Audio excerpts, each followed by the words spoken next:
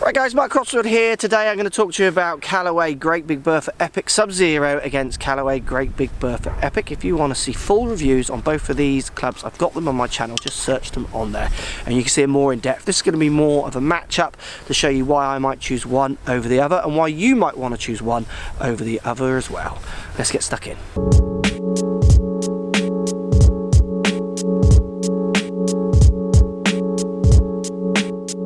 So brief overview of Callaway Epic Sub-Zero. You get changeable weights front to back to try and maneuver spin numbers. Epic, you get a slidable bar around the back which is going to dial in lefts and rights a little bit more, or feels of left and rights. You get changeable neck on both, same ideas on both with the changeable neck, dialing lofts and lie a little bit again to try and find your fairway optimum drive. Both drivers feature jailbreak technology. Callaway are claiming that it gives more ball speed than they've seen on any other drivers. It's this metal bar that links the bottom to the top, stiffen it in places.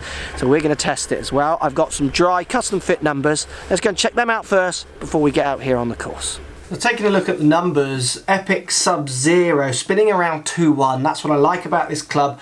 Bottom spin down there at 1.8, which gives me my 2.71 carry, which is a good carry for me. Top spin at 2.5, and I like the way it stabilizes around that 2,000. That's where it works.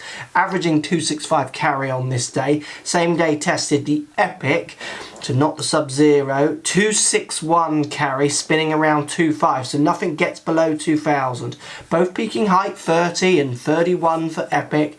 So both delivering decent numbers, but for me, I like that 2,000 spin model. I think the importance of getting custom fit is evident with both of these two clubs and any club out there.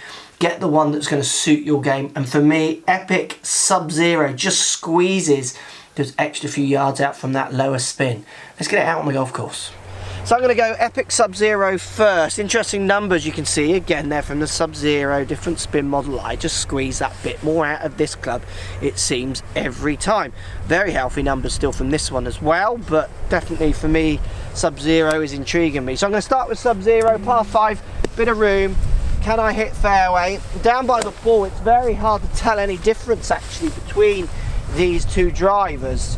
There's hardly anything in it. You'd struggle to see much of a difference. It's all in that weight placement and then in turn those dry numbers that come out. Let's see what happens when we're on the course. This one for me definitely feels more fade biased as well in the Sub-Zero. So I've had one kind of 9-hole test on my own with this, and I did a middle to left more than I've ever done apart from when I was younger and played with a fade. I struck that really nicely, just drifting slightly on the wind to the right. So that is a good hit. I do think Epic will struggle to get past that, which is probably one of the reasons why I would bag it around that custom fit, and that's what's so important for you with any of these clubs, is that you go and test them and see which one suits you best. Let's try the Epic. So Epic going to use the yellow ball. Again, not much looking in them. Down at the ball, very, very similar. I do feel I can do more things with this club shape-wise, or I go more to my natural draw. I don't see that as a good thing. I'm quite enjoying the fact that that one doesn't feel like it's going to go left. Let's give it a go, see if there's any feel difference in them. Yeah, I've hit that really good, and that has gone straight slightly up the left. Wind is bringing it back. I'm looking forward to seeing those. They're quite equivalent hits. Let's get up there and see how they feel. Sub-Zero does have possibly a different acoustic, maybe that little bit more of that kind of what people call better player duller sound, where the Epic has that slightly higher pitched ting. Let's get up there and see.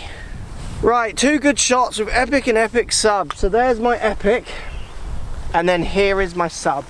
And the Sub has won, but by 2 to 4 yards at the most. There's hardly anything in it. The biggest difference for me that I'm seeing is that this one's on the right and that one's on the left. I feel that the actual desire for this, or the Sub for me to not go left, is something I'm really enjoying at the minute. The extra 2 to 4 yards, and on some tests it's been 6 to 8 yards. It's hard to give them up as well. If I'm going to hit fairways with both clubs, why would I not use the one that always squeezes a bit more yards out? Will it make me a better golfer? Well, this year we'll see. I'd put my money on no. But I'm not gonna give those yardages away, and I'm quite enjoying that little cut at the moment as well. Let's do some more testing. So the Epic off continues. This hole requires a straight shot as well as some distance, 280 drivable. Gonna go with the sub first. Try and hit it a little harder. See if I can make it anywhere near this green. I will require a bit of roll.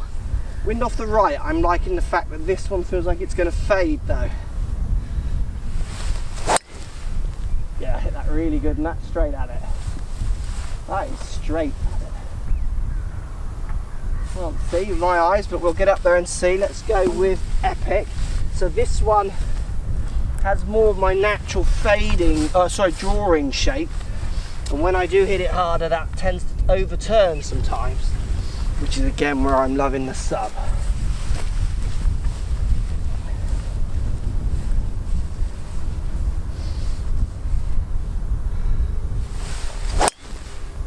Yeah, hit that good. A little bit further left, but it's not far off the green. The direction, we'll get up there and see. And just, look, it's so important you get fit to find which one suits you. I'm just liking the shape that this one is giving me, as well as those little bit extra yards. Let's get up there and check those out. So Callaway Epic Sub-Zero online and just shy. I would use my putter on that. And there is the Epic up there, a little bit further left, which is what I said from the shapes. And I would have to be chipping and pitching that one. So on this test for me, the accuracy, which is me, not the club, I would say, but saying that, that's like fade bias I'm enjoying with that club, and do feel that I can be more accurate.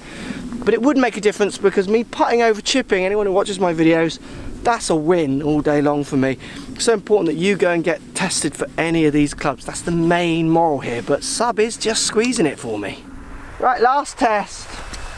Epic v Epic. Sub v normal. Different shaping of the shots is the biggest thing, and I am squeezing out a few yards really.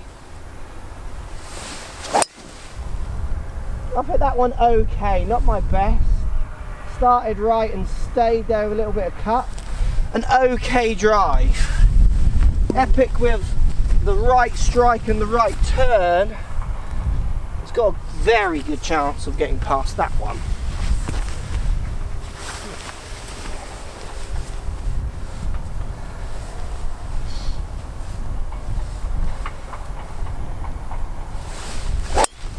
Which I've done. That is a drawing into the middle drive, which is good. I've hit that really well. Bouncing. Let's get up there and see. Right, what a way to finish. I love this. This kind of sums up why I do this, hopefully to try and show you a broader picture of how much you matter. Sub-Zero. Hit okay. Cut a little bit, not my strongest hit. Drawing, struck well, slight toe hit. Callaway Epic, not the sub. Sub here, the normal one. 15, 20 yards further. 15 or 20 yards further. So on some cases I win. And then on other cases I lose. It's so much to do with what you're putting in, and it's so much to do. And so important that you go and get fit for these and see which one feels the best, gives you the best numbers, but feels like you could game the most. I'm definitely going to game Sub-Zero. I like the fact I squeeze a few more yards out of it here, there and everywhere, but will it make me a better player is the bigger question. And I don't think it actually will, because this test really shows that up well. There we go. Post comments down below. Which one would you go for, and why are you going to test them or not? Let me know. Post comments as always. Follow me on Twitter, Facebook, Instagram, Snapchat, Periscope, all the normal social places. Also, come and visit my new website, markcrossfieldgolf.com. See you over there.